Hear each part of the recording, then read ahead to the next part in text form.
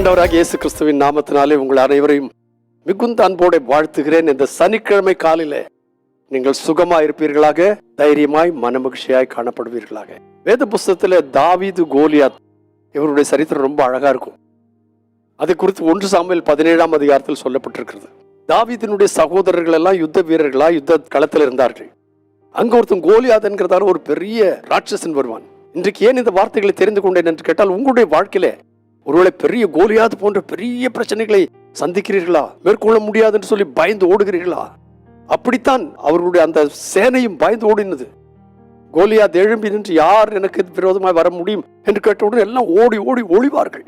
அப்படிப்பட்ட நிலையில் தான் சின்ன தாவீது, ஈசாய் என்பவனுடைய கடைசி மகன், தன்னுடைய அண்ணன்மார் 3 பேர் அங்கே ராணுவத்தில் இருக்கிறார்கள், அவளை பார்க்க வந்தான். அவர்களை பார்த்து விசாரணை செய்துட்டு போலான்னு வரும்போது அந்த கோலியாத்துடைய சத்தம், இந்த சத்தத்தை கேட்டு எல்லாரும் ஓடி ஒளியதை கண்ட போது அவன், ஐயோ இப்படியா ஓடி ஒளிவார்கள், ராணுவ வீரர்கள் ஓடி ஒளிகிறார்களா என்று சொல்லி தனக்குள்ளே பயந்து அண்ணன்மார்ட்டத்துல கேட்டான், ஏன்பா எல்லாம் போறாங்க? அவங்களாம் சொல்லிட்டாங்க, நீ வாயை மூடிட்டு வந்த வேலையை பார்த்தியா போ அப்படின்னு சொன்னாங்க. ஆனா அவன் சும்மா இருக்க மாட்டான். என்று கேட்டால் அவனுடைய வாழ்க்கையில ஆண்டவருடைய அற்புதங்களை ருசித்தவன், பெற்றவன். அதனால நேரம் ராஜாட்ட போனான்.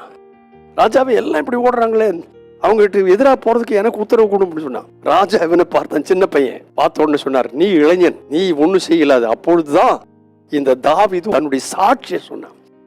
என்ன சொன்னான் என்று கேட்டால், 36ஆம் வசனத்துல சொல்லி இருக்கிறது, உம்முடைய அடியான் என்னுடைய தகப்பனுடைய ஆடுகளை மேய்த்து கொண்டிருக்கும் பொழுது ஒரு முறை ஒரு சிங்கமும் இன்னொரு முறை ஒரு கரடியும் வந்து மந்தையிலிருந்து ஆட்டை பிடித்து கொண்டது. நான் அதை தொடர்ந்து போய் அதை அடித்து அதன் வாய்க்கு தப்புவித்தேன். அது என்மேல் பாய்ந்த போது அதன் தாடியை பிடித்து அதை அடித்து கொன்று போட்டேன். அப்படி சொல்லிட்டு சொன்னா, அந்த சிங்கத்தையும் அந்த கரடியையும் உமது அடியானாகிய நான் கொன்றேன். விருத்த சேதனம் இல்லாத இந்த பெலிஸ்தனும் அவைகளில் ஒன்றை போல் இருப்பான். எனக்கு வந்த இந்த பெரிய சோதனை சிங்கமும் கரடியும், அதை நான் மேற்கொண்டேன். அதை மேற்கொண்டது உண்மையானால் அதை காட்டிலும் எப்படிப்பட்டதான சோதனைகளையும் மேற்கொள்ள என்னாலே முடியும். விசுவாசியை நீ பதறாதே. இதற்கு முன்னதாக கர்த்தர் உன்னை நடத்தி வந்த வழிகளை நோக்கி பார்த்தால், கர்த்தர் நடத்தி வந்த வழிகளை நினைத்தால், ஆச்சரியமும் அதிசயமாய் உங்களை எடுத்து பயன்படுத்தி இருக்கிறதை நினைத்தால் நீங்கள் இன்றைக்கு சொல்ல முடியும், சிங்கத்தையும் கரடியையும் என் கையிலே கொடுத்த தேவன் இந்த ராட்சசனை கொடுக்க மாட்டாரா? ஓ ஹல்லேலூயா. பின்னையும் சொன்னான், என்னை சிங்கத்தின் கைக்கும் கரடியின் கைக்கும் தப்புவித்த கர்த்தர் இந்த பெலிஸ்தனுடைய கைக்கும் தப்புவிப்பார் என்றான். அப்பொழுது சவுல் தாவீதை நோக்கி, நீ போ, கர்த்தர் உன்னுடனே கூட இருப்பாராக என்றான்.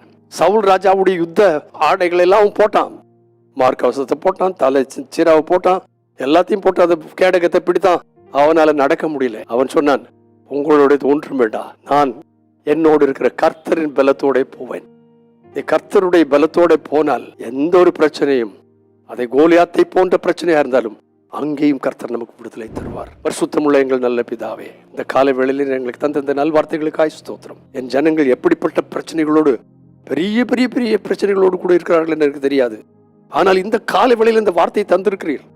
இந்த வார்த்தை நிமித்தமாய் உமது பிள்ளைகளை தைரியப்படுத்துவீராக. அவளுக்கு விரோதமாய் எழும்புகிற எந்த கோலியாத்தானாலும் கர்த்தாവ് ஒரு சிறு கவன் மூலமாய் வீழ்த்தத்தக்கதான அளவுக்கு தேவ வசனம் என்கிற வசனத்தை அவளுக்கு கொடுத்து தைரியப்படுத்தி அபிஷேகத்தை தந்து அனுப்பி கர்த்தாவே ராட்சசனை மேற்கொள்ள கர்த்தர் உதவி செய்வீராக. என்னுடைய கடந்த கால அனுபவங்கள் அதற்கு சாட்சி, வருங்கால அனுபவங்கள் அதை காட்டிலும் மேலானவைகளை செய்ய கர்த்தர் எங்களுக்கு ஒத்தாசை பண்ணும். நீர் அப்படி செய்கிறபடியால் உமக்கு நன்றி சுவாமி. இயேசு கிறிஸ்துவின் நாமத்தில் வேண்டுகிறேன், பரிசுத்த பிதாவே, ஆமென், ஆமென். தாவீதுக்கு உதவி செய்த தேவனாகிய கர்த்தர் உங்களுக்கும் எனக்கும் உதவி செய்ய வல்லவர்.